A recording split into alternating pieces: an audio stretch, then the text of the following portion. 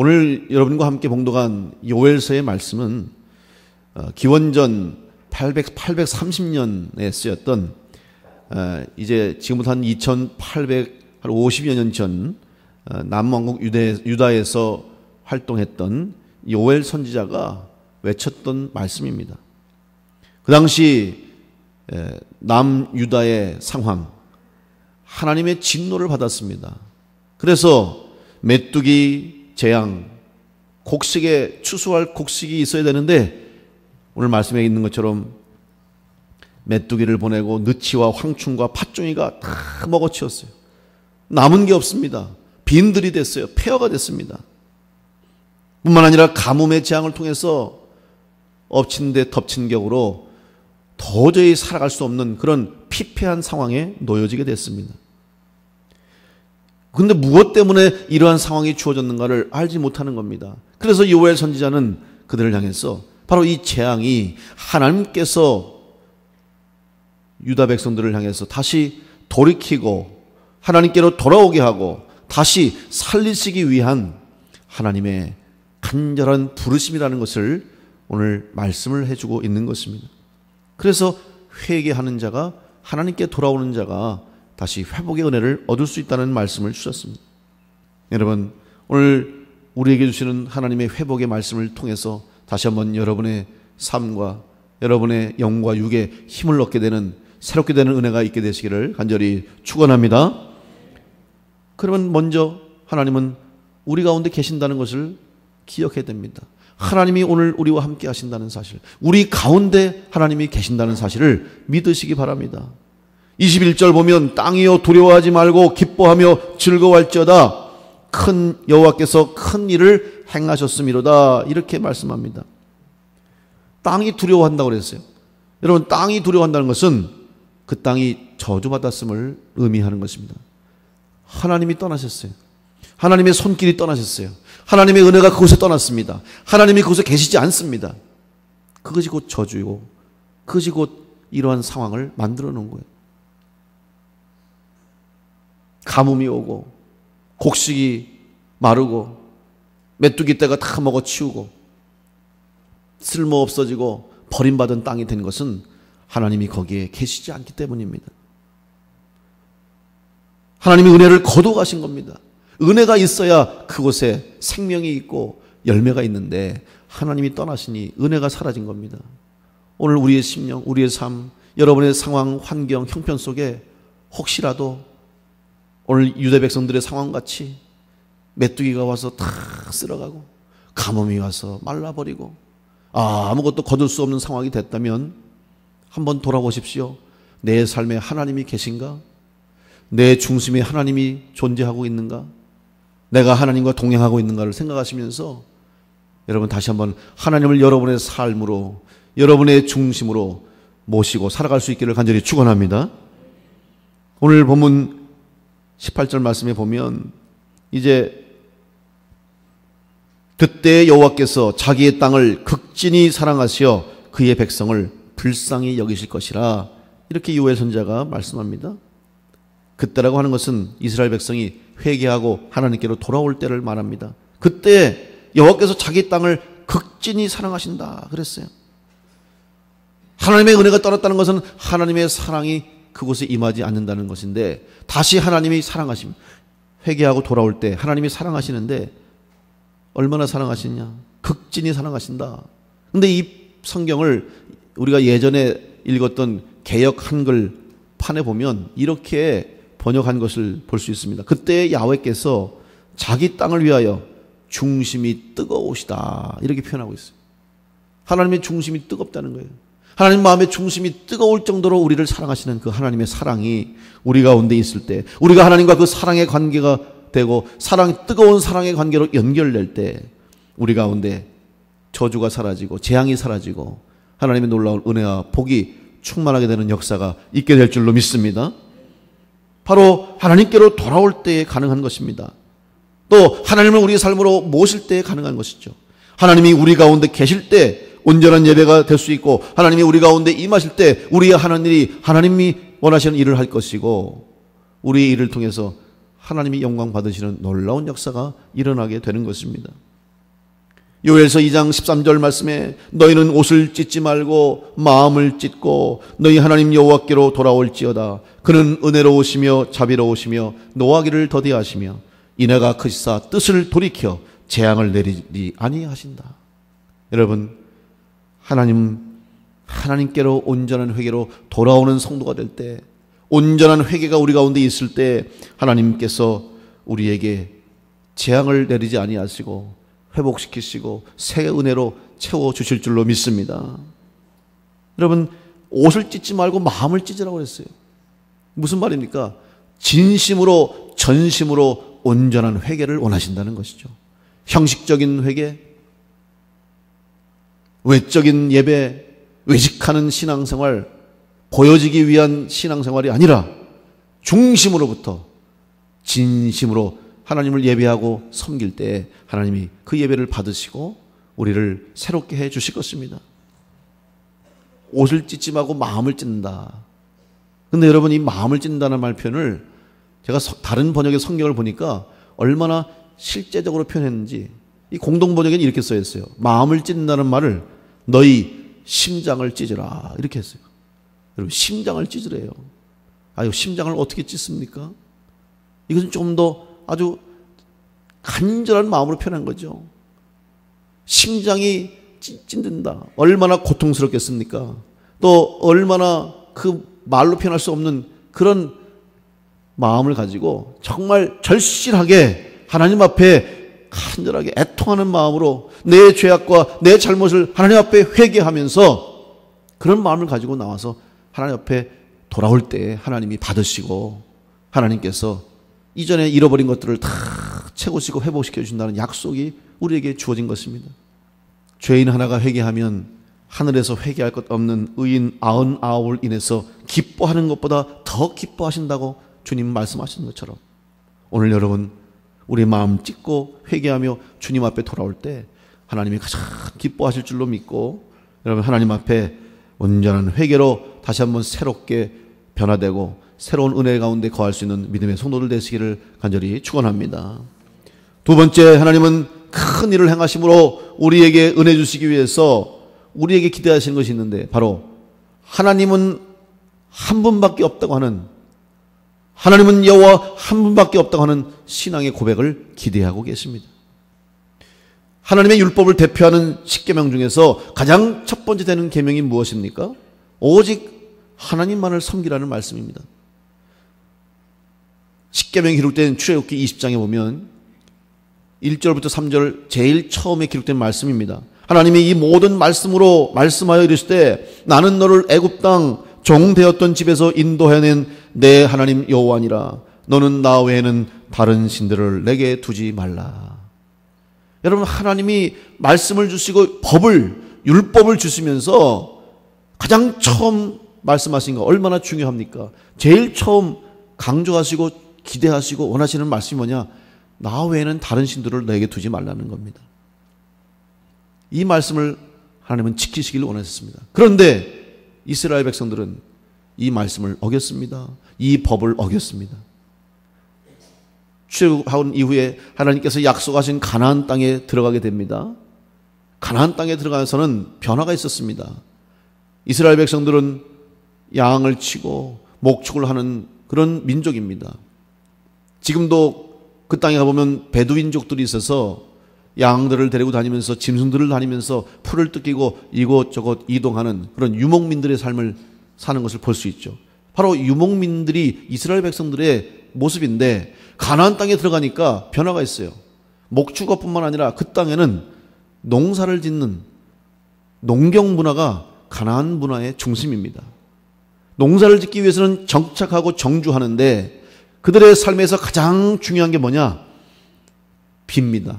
농사를 지기 위해서는 비가 와야 돼요. 물이 있어야 되는 것이죠. 비가 오지 않으면 농사를 질 수가 없어요. 다른 곳으로 갈 수가 없어요. 정착하고 정주하고 그곳에서 농사를 짓는 사람들은 비가 오기만을 기다리는 거죠. 그러기 위해서 그들은 비를 주관하는 신을 섬기게 됩니다. 그 신이 바로 바알신입니다. 성경에서 우리가 바알신 얘기하는데, 여러분, 바알신은 바로 비를 주관하는 신이에요. 그래서 가나안 땅에서는 이 바알신을 잘 섬겨야 때에 따라 맞는 비를 주셔서 농사를 잘 짓고 풍성하게 열매를 맺을 수 있다는 신앙이 있기 때문에 이 바알신을 섬기는 거예요. 이스라엘 백성들이 그 땅에 들어가 보니 바알신을 섬기는 거예요. 그런데 자기들도 이제 농사를 짓고 농사를 잘 짓기 위해서는 바알신을 섬기지 않을 수 없는 거예요. 그래서 하나님께서 주신 이 말씀 율법을 어기고 바알신을 섬기게 됐습니다. 바로 이러한 상황 가운데 하나님이 진노하셨습니다. 그래서 엘리야 선지자를 통해서 그들에게 하나님이 말씀을 주시죠. 아합 왕이 다스리는 그 나라 가운데 가뭄이 있을 것이라고 엘리야가 선포합니다. 여러분, 그 당시에 가뭄은 죽음을 의미합니다. 비가 오지 않으면 곡식이 안 되고 곡식이 안 되면 짐승도 살 수 없고 사람도 살 수 없습니다. 가뭄이 오면 온 땅이 죽습니다. 엘리야가 이 땅에 가뭄이 있을 것이라고 선포하자 그들은 믿지 않았습니다. 웃어버렸습니다. 그러나 하나님 말씀하신 대로 3년 6개월 동안 그 땅에 비가 오지 않았습니다. 가뭄이 계속됐습니다. 한번 여러분 생각해 보십시오. 상상해 보십시오. 지금도 오늘 모든 이 기술이 발전되고 여러 가지 치수할 수 있는 능력이 있는 이때에도 한 해, 두 해 가뭄만 비가 오지 않으면 어떻게 되겠습니까? 어마어마한 고통과 어려움을 만날 거예요. 농사 짓는 분들은 잘 아실 겁니다. 비가 얼마나 소중한지 알 겁니다.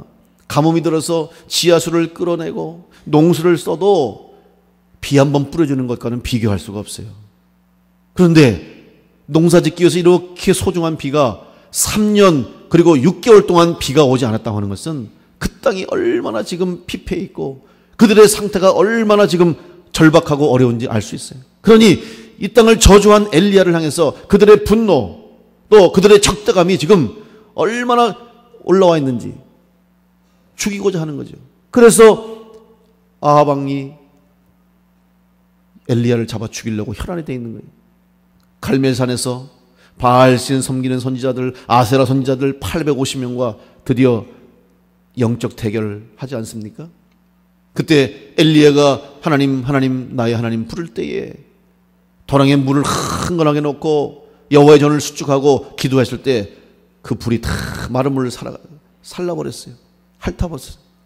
그리고 응답하셨어요. 그러나 자기들이 비를 내려준다고 믿는 바알신을 섬기는 사람들은 자기의 몸을 찢고 부르짖고 아무리 애를 써도 전혀 반응이 없는 거예요. 우상을 섬기기 때문에 살아있는 신이 아닙니다. 자기들이 만들어낸 신에 불과했던 것이죠. 그리고 엘리야가 무릎을 꿇고 이제 자기의 머리를 무릎 사이에 넣고 간절하게 기도했을 때 하나님이 3년 6개월 동안 비가 오지 않던 그 땅에 비를 내려주신 것입니다.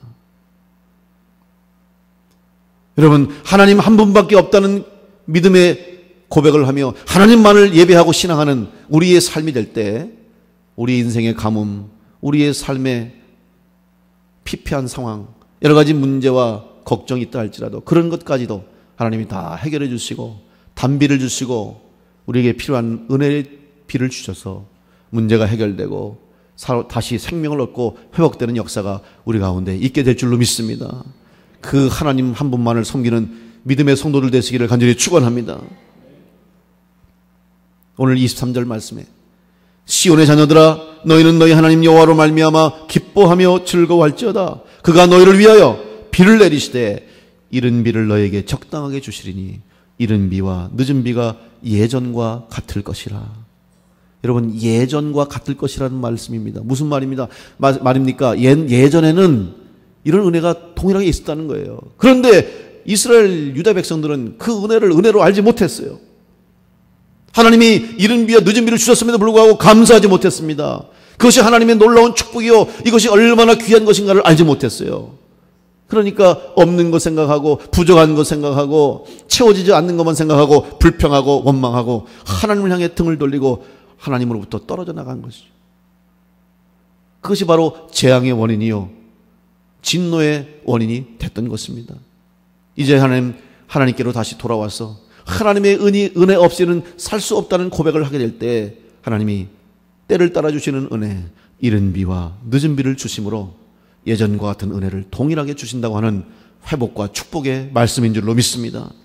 오늘 하나님 한 분만이 나를 살게 하시고 하나님 한 분만이 내 삶의 구원자가 되시고 나를 살게 하심을 믿으시고 다른 신을 믿거나 우상을 숭배하는 어리석은 일을 버리고 오직 하나님 한 분만을 예배하는 참 믿음의 성도가 되어서 약속하신 이른 비와 늦은 비 때를 따라주시는 하늘의 은혜를 맛보고 기쁨으로 살아가는 복된 성도를 되시기를 간절히 축원합니다.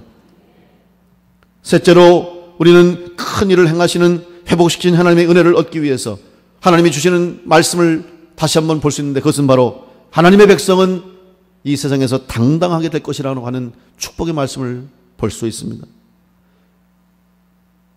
내 백성이 영원히 수치를 당하지 아니할 것이라고 말씀하고 있습니다. 이것은 무슨 말씀입니까? 내 백성이 영원히 수치를 당하지 아니할 것이다. 이것을 다른 말로 번역하면 내 백성은 영원히 당당해질 것이다. 이렇게 번역하고 있는 거예요. 오늘 여러분 하나님의 백성으로 그리스도인으로 성도로서 기죽어 살지 마시고 낙심하고 절망하여 실망 가운데 슬픔 가운데 살지 마시고 하나님이 주시는 소망의 말씀, 회복의 말씀, 축복의 말씀을 붙잡고 담대하게 당당하게 살아갈 수 있는 성도들 되시기를 간절히 축원합니다.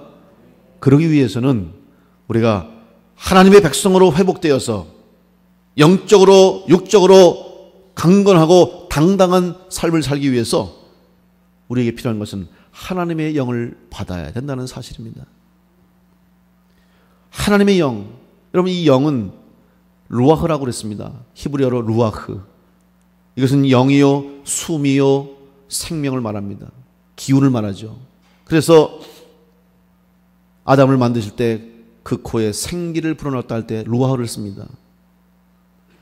하나님의 숨, 하나님의 생명의 기운이 우리 안에 있을 때 우리가 살아있는 성도가 살아있는 참 사람이 될 줄로 믿습니다. 그래서 우리가 영적인 존재라는 것입니다. 몸이 살아있다고 살아있는 게 아니고 우리 안에 하나님의 영, 하나님의 숨이 내 안에 들어와 있을 때 우리가 진짜 살아있는 사람이 되는 것입니다. 하나님의 영, 구약 성경에서만 378번이나 쓰여지고 있어요. 신약에서는 바로 성령을 의미하는 것입니다. 예수님께서 이 땅에 오셔서 공생애의 사역을 다 마치시고 십자가에 달려 돌아가시고 부활하신 이후에 하늘 40일 동안 제자들에게 나타나 보이시면서 부활의 증인되라고 말씀하시고 하늘로 올라가시면서 무슨 말씀을 주시냐면 너희들은 내가 너희에게 성령을 줄 것이니 그 성령을 기다려라. 그렇게 말씀하셨죠. 그래서 그 말씀을 믿음으로 믿고 마가의 다락방에 모여 기도했던 120명의 성도들이 오순절날 성령을 받습니다. 불같이 임한 성령, 뜨거운 성령을 받고 방언하고 능력 받습니다. 여러분 그때 어떤 변화가 일어납니까? 그들이 담대해지는, 당당해졌습니다. 그전에는 잡혀갈까 봐 숨어 있었습니다. 마가의 다락방에 숨어서 두려움 속에서 아마 많은 사람들이 이미 떠나갔고 120명만 남아가지고 주님 말씀 붙잡고 기도하면서도 불안해하는 거예요. 누가 문을 두드릴까? 누가 와서 우리를 잡아갈까? 우리도 예수처럼 저렇게 예수님처럼 잡혀가서 우리도 십자가에 달려 죽는 게 아닌가? 그럼에도 불구하고 그들이 순종하고 믿음으로 기다렸습니다. 그리고 성령 받으니까 그들이 변화돼서 이제는 나갔습니다. 베드로, 야고보, 요한과 많은 성도들이 나가서 예수님을 전합니다. 복음을 전합니다. 당당하게 담대하게 복음을 전합니다. 목숨 걸고 죽을 각오를 하고 전하고 순교하기까지 복음을 전하는 사람으로 변화될 수 있었습니다. 어떻게 가능합니까? 바로 하나님의 영 성령이 그들 가운데 임하니까 놀라운 역사가 일어나게 된 것이죠. 지금까지 교회의 역사, 기독교의 역사가 있었는데 지금까지 오늘 이 세상 여기까지 교회가 존재하고 성도들이 존재할 수 있는 것은 바로 성령 충만한 성도들에 의해서 하나님의 영에 인도함 받는 하나님의 사람들에 의해서 오늘 교회가 여기까지 올 수 있었고 수많은 어려움과 환경과 핍박 박해 속에서도 당당하게 담대하게 복음을 전할 수 있었던 것입니다. 이제 앞으로도 다가올 시대 마지막 시대에도 바로 오늘 우리 교회와 여러분들이 하나님의 영을 받고 성령으로 충만하여서 여러분이 당당하게 담대하게 세상에 나가서 복음을 전해야 할 사명이 있음을 깨닫고 하나님의 영에 충만한 사람으로 살아갈 수 있기를 간절히 축원합니다. 우리는 성령 받지 않고서는 살 수 없습니다. 하나님의 영이 우리 가운데 계시지 않고서는 우리는 온전히 살아있는 존재로 믿음의 길을 갈 수가 없습니다. 그래서 기도하는 것이고, 그래서 예배하는 것이고, 그래서 하나님의 일을 위해서 일해야 할 것이 하나님의 영에 이끌림 받는 성도가 되기 위한 것입니다. 여러분, 살아있는 게 뭡니까? 숨 쉬는 거죠. 숨. 여러분, 숨은 늘 내 몸 안에 지금 숨이 있어요. 그죠? 들숨, 날숨이 있고 호흡이 있어야 때문에, 그래야 살아있는 거죠. 여러분, 사람이 죽는 것은 호흡이 끊어졌다고 그럽니다. 숨 쉬지 않으면 죽는 겁니다. 여러분, 우리가 영적으로 우리가 살아있기 위해서는 여호와의 영, 하나님의 영, 하나님의 생명의 기운이, 성령의 기운이, 성령이 우리 가운데 있어서 우리가 그 성령 가운데 이끌림 받고 성령으로 살아가고 하나님의 영에 이끌려 살아가는 성도가 될 때 우리가 영으로 살아있는 성도가 되어서 하나님의 일을 위해 쓰임받고 성령 충만하여서 하나님을 기쁘시게 하는 믿음의 길을 가게 될 줄로 믿습니다. 그런 모든 성도들이 될 수 있도록 하나님의 영으로 충만하여서 당당하게 쓰임받는 믿음의 성도들 되시기를 간절히 축원합니다. 요엘서 2장 28절 29절 말씀에 그 후에 내가 내 영을 만민에게 부어주리니 너희 자녀들이 장래일을 말할 것이며 너희 늙은이는 꿈을 꾸며 너희 젊은이는 이상을 볼 것이며 그때 내가 또 내 영을 남종과 여종에게 부어줄 것이다. 여러분, 하나님의 영을 받는 자가 미래를 바라보고 꿈과 비전을 가지고 다가올 시간, 다가올 시대를 준비하는 축복이 주어지게 될 줄로 믿습니다. 여러분, 하나님이 주시는 영을 충만히 받을 수 있기를 간절히 축원합니다. 근데 이 놀라운 축복이 누구에게 주어집니까? 만민에게 내 영을 부어준다고 그랬습니다. 만민이 누굽니까? 세상의 모든 사람입니다. 그러면 아니 아무에게나 하나님의 영이 임합니까? 아닙니다. 여기서 만민은 무엇을 말합니까? 32절 말씀 보시면 누구든지 여호와의 이름을 부르는 자는 구원을 얻으리니 이는 나 여호와의 말대로 시온산과 예루살렘에서 피할 자가 있을 것이며 남은 자 중에 나 여호와의 부름을 받을 자가 있을 것임이니라. 누구든지라고 그랬는데 그 누구든지가 누구냐? 여호와의 이름을 부르는 자가. 여러분, 아무에게나 성령 임하시고 아무에게나 하나님의 영이 임하시는 것이 아니라 여호와의 이름을 부르는 자, 하나님을 아버지로 고백하는 자, 하나님만을 예배하고 믿는 신앙의 사람이 될 때 그 사람에게 하나님의 영이 임하고 성령이 임하게 될 줄로 믿습니다. 근데 그렇게 될 수 있는 조건이 누구냐? 대학교 이상, 고등학교 이상입니까? 돈을 많이 벌어야 됩니까? 몸이 건강해야 됩니까? 젊어야 됩니까? 아닙니다. 누구든지 여호와 이름을 부르는 자는 구원을 얻으리라. 바로 그것이 만민에게 부어진다는 말씀입니다. 따라서 아직도 세상에 우리 주변에 여러분 가족 가운데 내 친구들 가운데 아직도 하나님 만나지 못하고 예수님을 알지 못하고 하나님의 이름을 부르지 못하고 하나님을 아버지로 부르지 못하고 예수 그리스도를 구주로 고백하지 못하는 영혼들이 있다면 그들에게 복음을 전하심으로 그들이 다 하나님의 영을 받고 구원받고 회복의 은혜를 얻을 수 있도록 말씀 전하고 전도하고 영혼 구원에 힘쓰는 우리 성도들과 교회가 되시기를 간절히 축원합니다. 하나님은 하나님의 백성을 당당하게 하신다는 사실을 여러분 꼭 기억하시고 여러분에게 하나님이 이러한 은혜를 주셨음을 믿으시고 큰 일을 행하시는 여호와의 일에 귀하게 쓰임받을 수 있도록 오늘 하나님 앞에 다시 한번 돌아오고 주시는 은혜를 깨닫고 하나님이 내 가운데 우리 삶 가운데 계심을 믿고 고백하심으로 하나님의 인도하심을 따를 뿐만 아니라 오늘 말씀처럼 당당하게 담대하게 그리고 하나님 앞에 영광 돌리는 성도가 될 수 있도록 오늘 새롭게 회복되는 은혜가 여러분 삶 가운데 있어지시기를 간절히 축원합니다.